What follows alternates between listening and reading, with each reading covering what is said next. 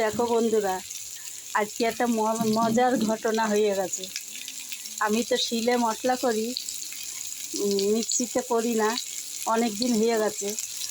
তো আজকে শনিবার বলে নিরামিষ করব, সোয়াবিন আলুর তরকারি। তা মিক্সিতে মশলা করতে গেছিলাম। এই যে মিক্সি আটকিয়ে গেছিলো, মিক্সি খুলতে পারছি না, 2-3 জনও খুলতে পারছি না, মেশিনের সাথে আটকিয়ে গেছিলো। তারপরে পাশের বাড়ির ছেলেটাকে ডেকে নিয়ে এসে মিক্সিটা খোলা করালাম। এই হচ্ছে আমার মজার ঘটনা। মিক্সিতে মশলা খাই না, তো ওই জন্য মিক্সিটা মনে হয় খারাপ হয়ে গেছে। এতক্ষণ বাদে খুললাম, না এতক্ষণ রান্না কখন হয়ে যেত। এই মিক্সি খুলতে পারছি না দেখে রান্না অফ করে খুলছিলাম। তো এই পর্যন্তই আমার ভিডিও, রাখছি।